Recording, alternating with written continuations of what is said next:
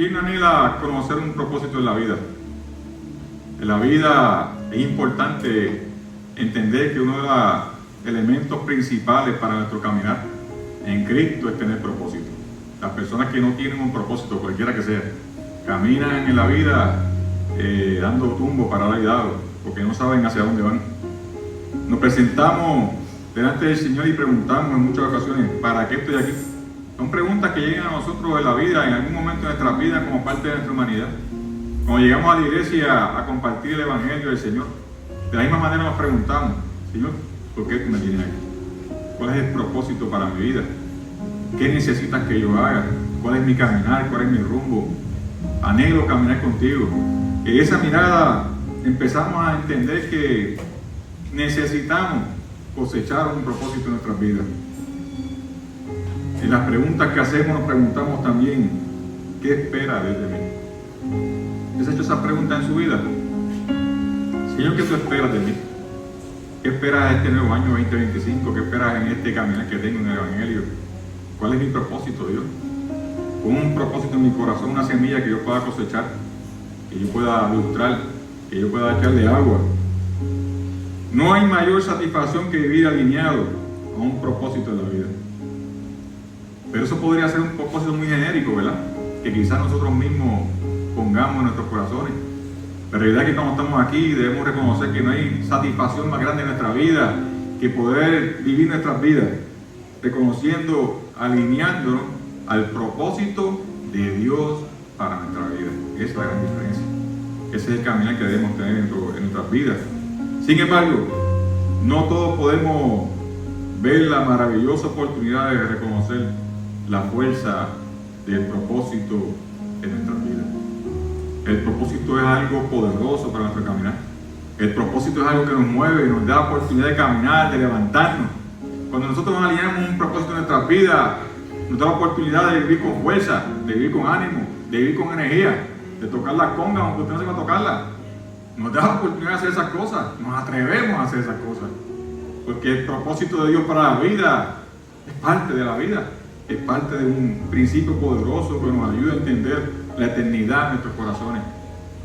Un poder, iglesia, que sobrepasa todo entendimiento. Cuando nosotros miramos el amor de Dios, cuando nosotros tratamos de encontrarnos con ese amor de Dios, ese propósito lustra nuestros pensamientos, ese propósito lustra nuestra voz, lustra nuestros oídos, lustra nuestra mirada. Nuestros pensamientos más profundos son lustrados con el propósito de Dios para nuestras vidas. Comenzamos a caminar en medio de una oración, en medio quizá de la tristeza, comenzamos a caminar con un lustre maravilloso que nos hace brillar. Y nos hace brillar en la presencia de Cristo, porque es Cristo que nos hace brillar. Y en esa presencia el propósito nos llena de fe, el propósito nos llena de esperanza, porque cuántas veces algunos de nosotros no hemos llegado a los pies del Señor sin ningún propósito, y de repente el Señor en medio de ese caminar, cuando siembra un propósito en el corazón, nos llena de la presencia poderosa, de esa fe maravillosa que nos invita a caminar, a levantarnos con energía. Este es un tiempo donde debemos fortalecer elementos del reino de Dios ante la injusticia social que se está viviendo hoy día. Todos sabemos que comenzamos un año complicado, socialmente complicado. La injusticia social en los Estados Unidos y fuera de Estados Unidos está tocando los corazones de todos nosotros, ¿verdad? Y de alguna manera tenemos un amigo, un familiar que está pasando por situaciones bien complicadas, ahora mismo con la nacionalidad, la injusticia del color, la injusticia de la raza, la procedencia. Situaciones complicadas que inclusive ahora están tocando base en otros lugares y está afectando la economía también de nosotros. La realidad es que cuando nosotros nos enfocamos en las naciones, los intereses de las naciones, claro que todas esas cosas pasan y no es la primera vez, vienen pasando de toda la vida. Y Jesucristo tuvo que enfrentar eso. Jesucristo tuvo que enfrentar exactamente las mismas situaciones que estamos enfrentando hoy. Lo que pasa es que hoy le llamamos quizá de otra manera, pero políticamente, culturalmente, religiosamente enfrentó exactamente lo mismo. Y en medio de esos procesos Jesucristo evocaba esperanza y vida a lo que rodeaban. Nuestros corazones están siendo estremecidos cuando escuchamos las redes, la televisión, cuando escuchamos a nuestros hermanos, nuestros amigos hablando, nuestros corazones se estremecen Claro que se estremecen, porque están pasando cosas que estremecen al más fuerte. Pero sin embargo, la palabra nos invita hoy a reafirmarnos en ese propósito de Dios, a encontrar que más allá de mi intención, de mi propósito en la vida, el propósito de Dios es eterno. El propósito de Dios no cambia. El propósito de Dios es inmutable para nuestra vida. Entonces, cuando nos agarramos de ese propósito y empezamos a caminar reconociendo valores maravillosos como la empatía, la misericordia, el amor y la justicia, desde los ojos de Jesús, nuestra mirada toma otro enfoque, nuestra visión toma otro enfoque, y en medio de las circunstancias que estamos, encontramos un propósito maravilloso, que es llevar el Evangelio, la buena nueva de salvación, a toda criatura. Y las buenas nuevas de salvación no dependen de cómo esté la economía, no dependen de cómo esté el mundo, no dependen si me llevan o no me llevan. Las buenas nuevas de salvación, como lo hacía Pablo desde las mazmorras, desde la cárcel, las llevaba arrestado, encadenado, porque son las buenas nuevas de salvación, que van por encima de cualquier circunstancia o situación que estemos pasando en la sociedad. Entonces, cuando lo podemos ver de esa manera, encontramos las herramientas o recursos necesarios para enfrentar circunstancias en nuestra vida que nos permiten decir gloria a Dios, aleluya. Porque yo dependo de Cristo únicamente, no dependo de más nada en mi vida. Nos permiten decir gracias a Dios por la oportunidad que me da de poder ver con tus ojos en la vida, de poder tener tu mirada, de poder tener tu perspectiva, y que tu perspectiva me abra el conocimiento, me abra el pensar, me abra mi vocablo para poder llevar esperanza a aquellos que me rodean. De esa manera le invito a leer en sus Biblias en Lucas 10, 25 al 37. Lucas 10, 25 al 37.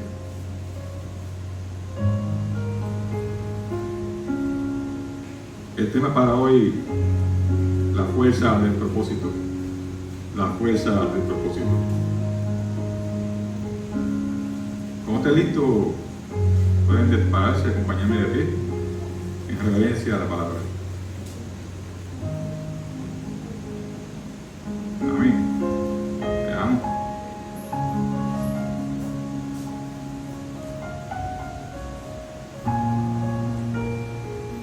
Jesús nos muestra que el propósito de Dios no se trata solo de conocimiento religioso, sino de amor en la acción. De esa manera vamos a leer estas palabras hoy y que van de acuerdo con nosotros, ¿verdad? Porque vamos a hablar de alguien muy especial, que así nos dicen a nosotros en San Lorenzo, ¿verdad? ¿Cómo nos dicen en San Lorenzo? El buen samaritano. Vamos a hablar de eso ahora. Leemos. Señor, esta es tu palabra. Permite que esta palabra toque nuestros corazones. Permite que esta palabra de Dios toque nuestras vidas. En el nombre poderoso de Jesús. Amén. En esto se presentó un experto de la ley, y para poner a prueba a Jesús se puso de pie y le hizo esta pregunta: Maestro, ¿qué debo hacer para heredar la vida eterna? Jesús respondió: ¿qué está escrito en la ley? Respondió una pregunta, ¿verdad? ¿Cómo interpretas tú? Como respuesta el hombre citó: ama al Señor tu Dios con todo tu corazón, con todo tu ser, con toda tu fuerza y con toda tu mente.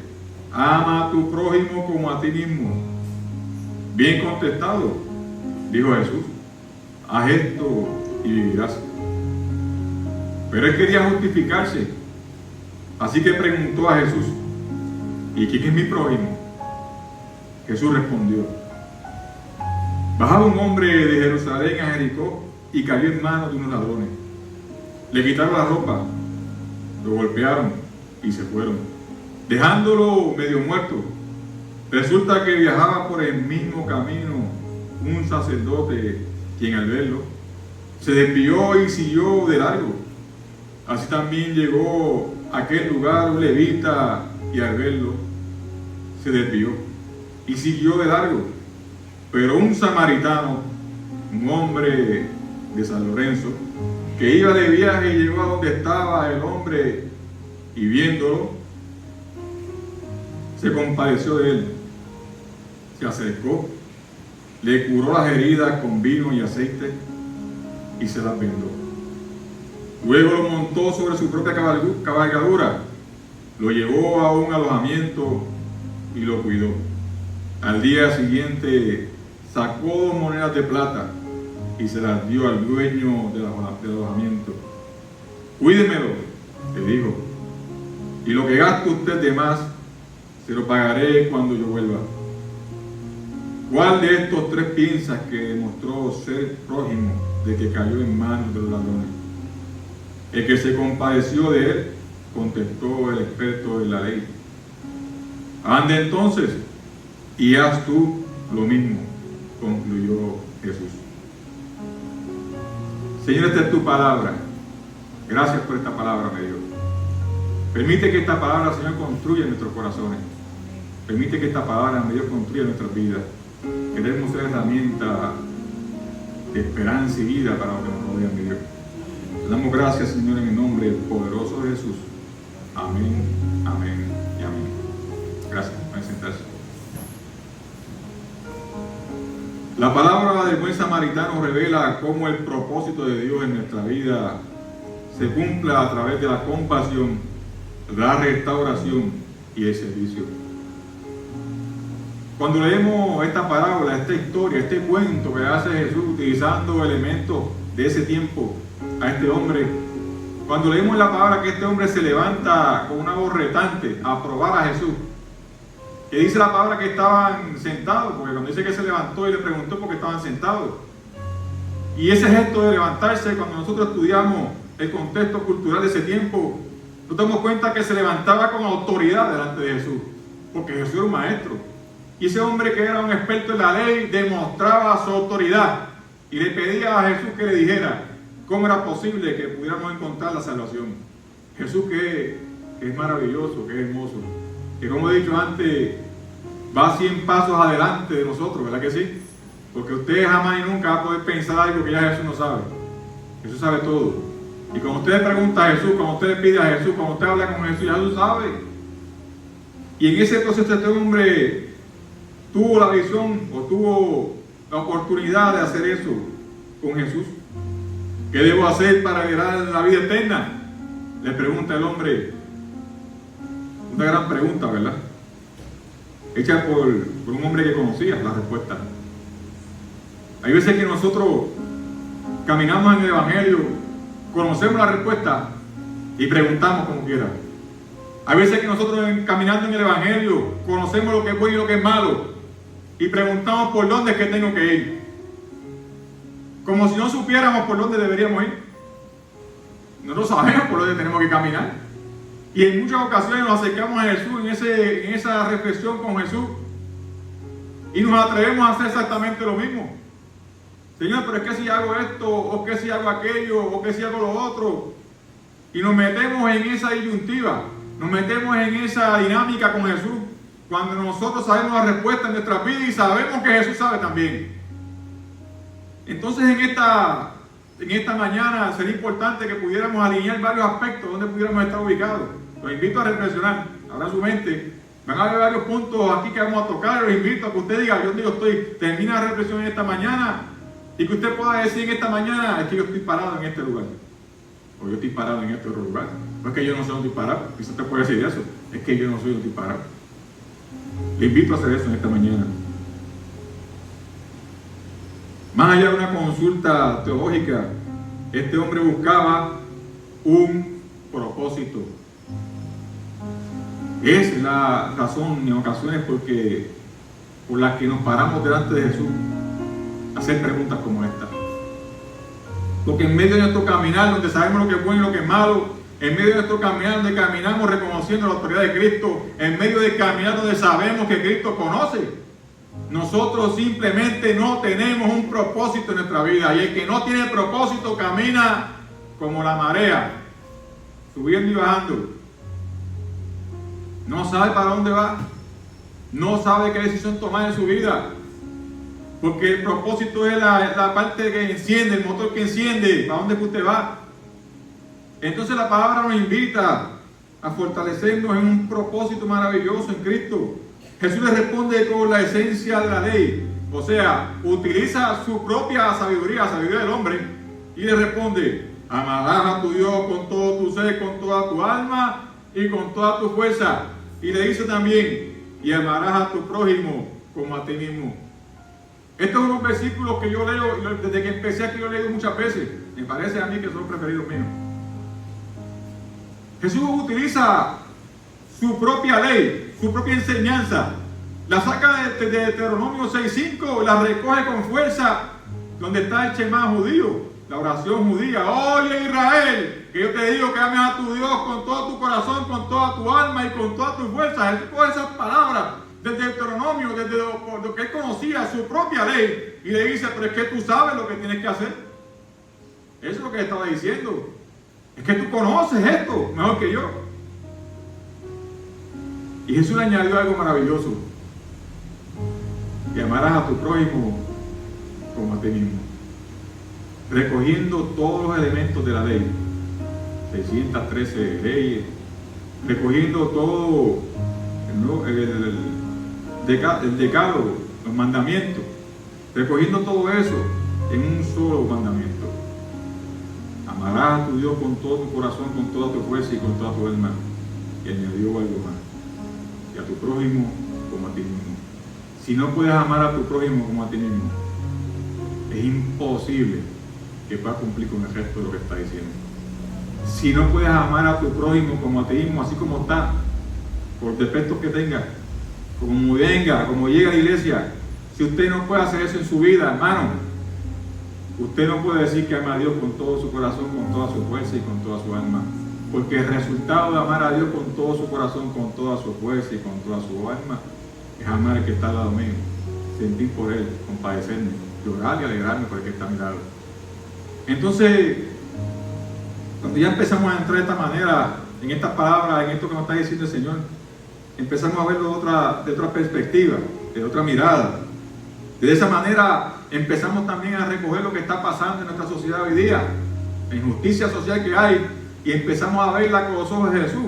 Entonces, ya viéndola con los ojos de Jesús, yo no puedo decirles que qué bueno que se llevaron los mexicanos para México, qué bueno que sacaron los puertorriqueños indocumentados, porque sacaron a uno que usted no crea. Los puertorriqueños tienen por constitución, somos americanos, ¿sabes? No parte de Estados Unidos, pero en New Jersey sacaron uno y se lo han arrestado, porque no tienen papeles. Así está la cosa difícil. Qué bueno que saquen a los ecuatorianos y los mandan para Ecuador. Qué bueno que cogen los dominicanos y los mandan para Santo Domingo, que tenemos mucho en Puerto Rico. Hay gente hablando de esa manera. Entonces, cuando lo vemos con los ojos de Jesús, somos empáticos, justos, somos misericordiosos y encontramos que hay igualdad de condiciones, que no importa dónde hayas nacido, tú vales lo mismo que yo. Entonces, no importa dónde tú vengas, es que somos iguales. Entonces, cuando miramos un poco más atrás en la historia de Estados Unidos, nos podemos dar cuenta de que en Estados Unidos no había nadie de indio nada más. Quiere decir que todos los que están ahí son ¿qué? Son inmigrantes. Entonces, cuando nosotros empezamos a mirar con los ojos de Jesús, empezamos a entender la perspectiva de lo que estamos hablando, empezamos a tener empatía. Y claro, no podemos quitar que hay leyes, ¿saben? No quiero que quiten el hecho de que hay leyes y que las personas que no tienen papeles están incumpliendo con la ley. Pero tenemos que ser empáticos, tenemos que buscar soluciones con empatía, con amor, con esperanza, porque tenemos que amar al prójimo. Y las soluciones tienen que ir de acuerdo a esos elementos que construyen en la vida de un ser humano y da esperanza para aquellos que no tienen esperanza. Escuchaba a Pablo orando, la oración que hizo, y tiene toda razón. Cuando Pablo está orando, está diciendo a aquellos que no tienen hogar, a aquellos que están perdiendo sus hijos, a aquellos que están perdiendo lo que tienen, porque es así que está pasando. Pero claro, nosotros estamos bien porque somos americanos, no tenemos problemas con eso. Yo le dije al hijo mío, que está de viaje, le dije, hijo, llévate el pasaporte y amájalo bien, porque si se te pierde el pasaporte no te van a mandar para Santo Domingo, te van a mandar para Perú, te parece de Quito, Perú, te van a mandar para allá, Leo. Y se reía, porque eso es otra cosa. No nos damos cuenta que nos parecemos todos, nos parecemos. Entonces, qué bonito es poder ver con los ojos de Jesús situaciones como esta, ¿verdad? Y encontrar propósito. El hombre buscaba justificar la falta de intención o propósito en su vida y preguntó, ¿quién es mi prójimo? Si mi prójimo solo es San Lorenzo nada más. ¿Quién es mi prójimo? Mi prójimo solo de Burabo nada más. No, pero que los dominicanos no son mi prójimo. Los cubanos no son mi prójimo. Eso decía ese hombre, si lo pusiéramos en este tiempo, ¿verdad? ¿Quién es mi prójimo, Señor? Dime quién es mi prójimo. Quería justificar el hecho de que para los judíos en ese tiempo, prójimo solamente eran los judíos. El resto de la gente gentil, el resto de la gente que existía, no era parte del reino, eran solamente los judíos. Y de esa manera todavía seguimos pensando, ¿verdad? Esta pregunta revela su deseo de limitar el propósito de Dios a una lista de requisitos en lugar de un estilo de vida, de amor. Es decir, la humanidad, eso es humano, eso es un ser humano. Por eso es que tenemos que sacar nuestra humanidad para permitir que la espiritualidad de nuestras vidas en Cristo florezca. Dios nos llamó solo a conocer la verdad. No nos llamó solo a conocer la verdad, sino a vivir la verdad. Amar a Dios nos lleva a un inevitable amar a nuestro prójimo. Amar a Dios nos lleva a un inevitable amor profundo que me permite decir a los que están al lado mío que lo quiero, que me permita abrazar, me permita dar consuelo. Amar a Dios nos lleva a ese inevitable resultado en nuestras vidas. Entonces lo que estamos hablando es mucho más profundo. No se trata de yo leer la Biblia, no se trata de que entienda que los evangelios son esperanza, se trata de que yo me viva eso. Porque si yo me vivo eso en mi vida, esa esperanza, reconoceré virtudes maravillosas para la vida de aquellos que están al lado mío. Jesús describe a un hombre desciende de Jerusalén a Jericó. En ese tramo de Jerusalén a Jericó hay 27 kilómetros. Son 27 kilómetros peligrosos, escabrosos, de montaña. 27 kilómetros que se prestan para que se escondan gente con malas intenciones y te ataquen. En esa travesía, este hombre de quien habla Jesús es atacado, golpeado y dejado medio muerto. Este hombre representa a cada uno de nosotros, nuestra humanidad. Cuando Jesús le está diciendo a este hombre experto en la ley, una historia de un hombre que está tirado en la carretera, un hombre que, use su mente, piense en ese hombre tirado en la carretera, un hombre que bajaba de una larga distancia y en medio del camino le dieron una pela, como le dicen en Gurabo, le dieron una salsa, lo dejaron sin ropa, tirado, medio desnudo, tirado en el suelo, medio muerto. Jesús le hace esta historia a este hombre y este hombre comienza a entender lo que Jesús le está explicando. Jesús le está diciendo, nos está diciendo a nosotros hoy, ese eres tú. Ese hombre tirado en el suelo es cada uno de nosotros, nuestra humanidad, nosotros los que vivimos siendo atropellados, los que vivimos siendo señalados, los que vivimos ante la injusticia social, los que vivimos trabajando cada día, los que vivimos en un proceso de vida complicado. Nos vemos reflejados en ese hombre que está tirado en la carretera. Jesús nos pone en esta mañana en ese lugar, tirado en una carretera golpeado, tirado en una carretera desnudo, porque otros abusaron de él y le robaron. Una humanidad herida, caída y en necesidad de restauración. Yo soy así. Y así me siento todos los días delante del Señor. Es una humanidad caída que necesita cada día de restauración. Que necesito mirar con los ojos de Jesús todos los días. Porque bien decía mi hermana esta mañana que estamos en ese proceso hasta que llegue el fin de los tiempos, ¿verdad? Necesitamos ser restaurados cada día. Es parte de nuestra humanidad. También refleja los momentos en que nuestra vida pierde dirección, cuando nos sentimos golpeados por las circunstancias. Así llegamos muchos aquí, sin dirección. Sin embargo, debemos entender que el propósito de Dios en nuestras vidas no es evitar los caminos difíciles. El propósito de Dios no es que usted deje de caminar por ahí. El propósito de Dios no es que usted tenga miedo en la vida porque lo van a atacar. El propósito de Dios no es que tenga miedo en la vida porque algo le puede suceder, al contrario. Es que camine seguro de que hay un Dios poderoso que está con usted en todo tiempo, que lo va a ayudar, que le va a dar consuelo y esperanza. Es que estemos seguros de que Dios se manifiesta en nuestra vida en medio de cualquier camino. Iglesia, Dios nos llama a ser restauradores del mundo, de un mundo herido. Ese es nuestro llamado. Ser restauradores de ese mundo que al igual que nosotros está herido. Nuestro llamado es reconocer que en un momento de nuestras vidas estuvimos tirados en el suelo y Dios nos está diciendo que podemos levantarnos, ser restaurados y caminar llenos de esperanza, llenos de la gloria de Dios. Pero ¿cómo lo hacemos? Si la mayoría de las veces nosotros estamos heridos. ¿Cómo lo hacemos si llegamos aquí con dolor, con circunstancias de nuestra vida? Eso nos permite ver cómo las religiones ven la vida. Y cuando digo las religiones, digo todas las religiones, ¿saben? En ocasiones la religión ve la vida sin propósito. Eso suena fuerte, yo sé que suena bien fuerte. Pero en la medida en que nosotros nos convertimos en religiosos y dejamos el cristianismo a un lado, cuando nos convertimos en religiosos y dejamos de pensar que estamos todavía heridos, que estamos todavía a la orilla de la carretera, cuando dejamos de pensar que en algún momento estuvimos ahí, el propósito de Dios para la vida comienza a mermar, comienza a diluirse, comienza a salirse. Esta historia que nos relata Lucas, el sacerdote y el levita, representa la religión sin compasión. Los que viven para los rituales, pero no para el propósito real de Dios. Ven al hombre herido, pero pasan de largo. Y tengo que decirle que eso nos incluye a todos los cristianos, de todas las denominaciones. Nos incluye a todos, nos pone en esa posición también. Por eso les dije, analice donde esté parado, reflexione lo que estamos hablando, lo que estamos escuchando. ¿Por qué? De repente la pregunta toca nuestros corazones.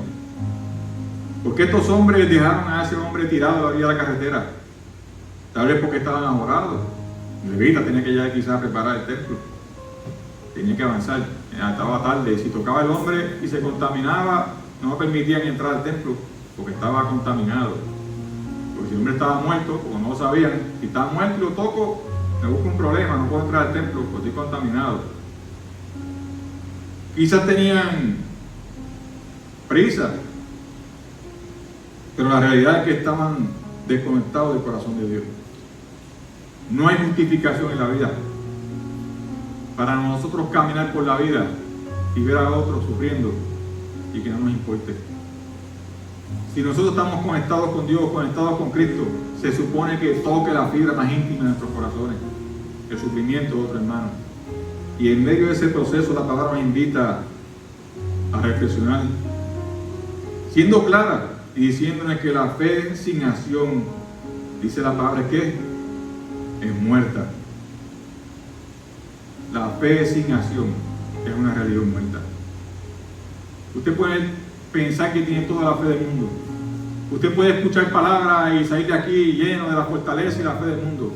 Pero si usted no acciona eso y no se lo vive, si no se vive la palabra, si no habla como Cristo, si no escucha como Cristo, si no reacciona como Cristo en la vida, si no tiene la intención de Cristo en su vida, usted tiene una fe que lo lleva a una religión muerta. Dios no nos llamó solo a la oración y el conocimiento, sino a ser agentes de cambio. Nos llama a ser restauradores de un mundo herido que nos hace parte de Él. Nuestro propósito no es evitar los problemas del mundo, sino enfrentarlos con el amor de Dios, imitando a Jesús.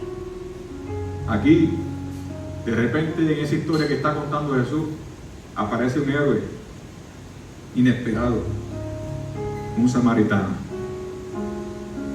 El reflejo de un propósito con poder. Para los judíos, los samaritanos eran herejes, enemigos despreciables. Sin embargo, este samaritano ve al herido y se siente compasión y siente la necesidad de actuar. Se acerca, no ignora la necesidad, sana sus heridas con aceite y con vino. El aceite es la palabra, es el Espíritu Santo, el símbolo del Espíritu Santo. Es un poder antiséptico. Y el vino, la sangre de Cristo, un poder restaurador. Y sí, el samaritano andaba con vino, ¿saben? Andaba con jugo de uva, andaba con vino. Y por el camino bebía vino. Y también se curaba con él. Su propósito era sanar y restaurar. El propósito de Dios en nuestras vidas no es ser espectadores, sino instrumentos de restauración para la vida de los que nos rodean. Es amor en acción. Nuestra iglesia lleva unos años recogiendo esa intención, ¿verdad? De amar y accionar. Y eso es maravilloso. Y se ve reflejado en la iglesia, se ve reflejado en nuestra forma de comunicarnos. En esta historia que nos cuenta Jesús, el samaritano lleva al hombre a una posada. Imaginemos esta escena. Jesús coge al hombre, lo sana, se lo lleva a la posada y, como dice en el versículo 35, lo monta en su propia cabalgadura. El hombre samaritano monta al que está herido en la cabalgadura y lo lleva a un alojamiento y lo cuida. Y al día siguiente el hombre saca unas monedas de plata y se las da al dueño del alojamiento y le dice: cuídelo, lo que gaste de más se lo pagaré cuando yo vuelva. Entonces, cuando nosotros podemos ver esta imagen, cuando nosotros podemos ver en el samaritano a Cristo Jesús, cuando comenzamos a ver la estructura de lo que Jesús está tratando de explicar, cuando comenzamos a ver que Jesús coge a un hombre, lo echa en su caballo, se lo lleva a una posada, paga, entonces es inevitable, iglesia, que en este momento, en esa estructura que estamos viendo, en esa imagen que estamos viendo, ella pinta un cuadro. Pinta un cuadro y póngale los matices. Si usted lo va a ver en el momento en que Cristo puso su vida en la cruz del Calvario y dio su vida, pagó por la vida de nosotros. Y de repente, en ese proceso de salvación, nos dice: viva la vida, que si hay algo más, yo lo voy a pagar cuando vuelva. Una promesa de regreso para nuestras vidas. De la misma manera, cuando Jesús lleva al hombre a la posada, ¿lo está llevando a dónde? Si lo miramos desde la perspectiva espiritual de nosotros como iglesia, ¿a dónde está llevando Jesús a este hombre? Lo está llevando a la iglesia. Y le está diciendo a la iglesia: todos los que lleguen por ahí, todos los que yo traiga aquí, todos los que yo ponga en la iglesia, que estén heridos, que estén maltratados, recuerden siempre que yo pagué por la sangre mía. Yo pagué por su vida. Y en este momento les digo, iglesia, que cuando me vaya, cuando yo regrese, pagaré si algo falta por ello. O sea que todo el que entre aquí a la iglesia, todo el que entre a caminar con Cristo, ya paga su estadía. Porque la paga Cristo con su sangre. Y nos está diciendo: si hace falta algo más, no se preocupen. Si hace falta algo más, si hacen falta más sillas, no se preocupen. Si hace falta dinero, no se preocupen. Si hace falta alimento, iglesia, no se preocupen. Porque yo voy a pagar lo que falte. Porque esa es mi promesa. Cuando yo venga, gloria a Dios, una promesa maravillosa para nuestras vidas que se refleja en una historia que Jesús está haciendo un hombre que se suponía que conociera eso.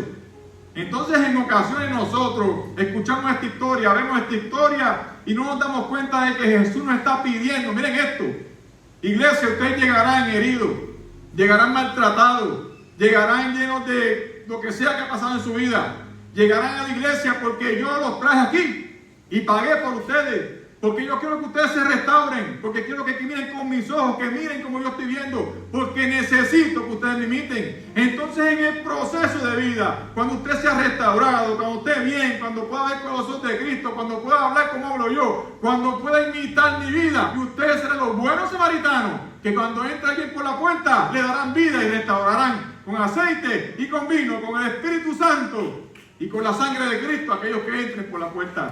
Porque ese es el poder de Dios para la vida. Entonces, por eso es que nosotros podemos imitarnos, compararnos con el samaritano. No porque nos comparemos con cualquiera, es porque en medio de nuestra restauración en Cristo, en medio de nuestro caminar, donde pasamos por ese mismo proceso donde nos dejaron en un lugar, donde nos están cuidando, lo que se espera de nosotros es que seamos restaurados. Lo que se espera de nosotros es que caminemos con nuestra mirada puesta en el reino de Dios. Porque tenemos que cabalgar. Y cuando miremos a alguien en el suelo, nuestro deber es levantar, llevarlo a la posada y pagar con la sangre de Cristo. Porque eso nos manda Cristo. Lleven el evangelio a toda criatura. Entonces la historia dejó de ser una historia común para ser una historia poderosa que nos permite ver la fuerza del propósito en nuestras vidas. Tenemos que tener un propósito en nuestras vidas y es restaurarnos. En la iglesia puede entrar gente, cualquier tipo de persona. Y hace un tiempo atrás me acuerdo que dije que las puertas no pueden ser cerradas en una iglesia. En el reino de Dios eso es prohibido. La iglesia es para todo el mundo. Porque nosotros somos llamados y obligados a restaurarnos. Todos los que estamos aquí, le servimos al Señor.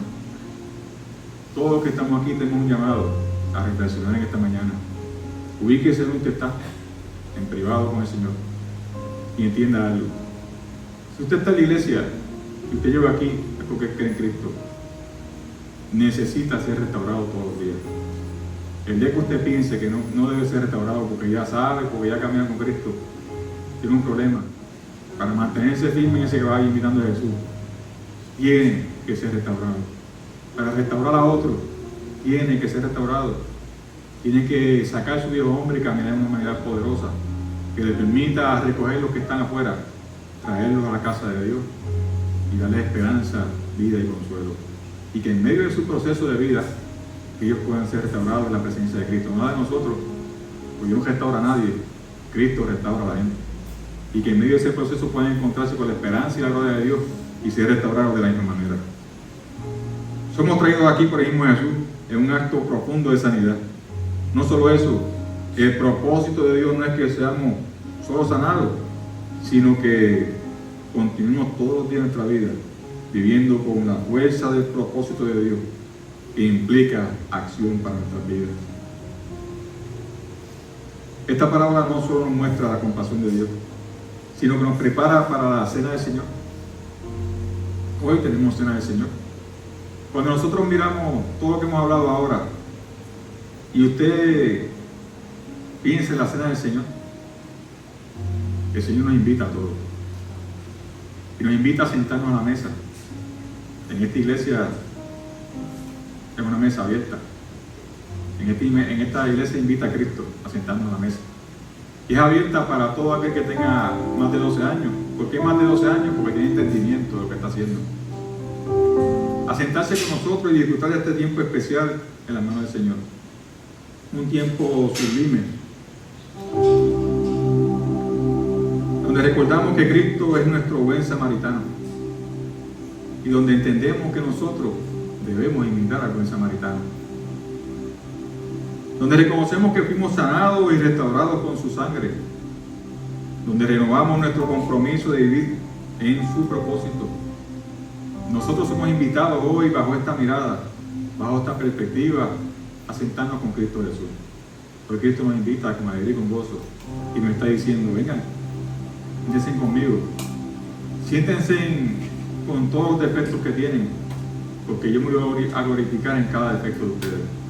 Y cada vez que ustedes me imiten, cada vez que decidan caminar como buen samaritano, ustedes darán testimonio de la presencia mía en su vida, darán testimonio y gloria. Nosotros reconocemos que al igual que ese hombre que le preguntaba a Jesús, Jesús nos dice hoy: si sabes esto, Arturo, camina. Es una invitación abierta, genuina, a poder caminar con Cristo, sentarnos a la mesa, disfrutar de su presencia, sacando todo aquello religioso que no nos permita compartir este tiempo especial, sublime, en las manos del Señor. Al participar de la mesa del Señor, renovemos nuestro deseo de ser instrumento de su amor en un mundo herido. Renovemos nuestra energía, nuestra fuerza, con un propósito lleno de fortaleza para poder caminar hacia un mundo herido. Hoy Jesús nos invita a sentarnos a la mesa, renovar nuestra visión y mantenernos firmes en su promesa. Hoy nos invita a los que tienen el valor de reflexionar en la fuerza del propósito, de su propósito, a través de su amor. Hoy invita a los que quieren fortalecerse en el perdón, en la empatía y en la justicia, a los que quieren fortalecerse en una oración auténtica delante de Dios, que transforme no solo sus vidas, sino la vida de los que les rodean. Hoy Jesús invita a los que quieren mantenerse firmes, caminando por un camino diferente, lleno de fe y de propósito para la vida. Invito a todos los diáconos a que nos acompañen para oficiar la cena del Señor.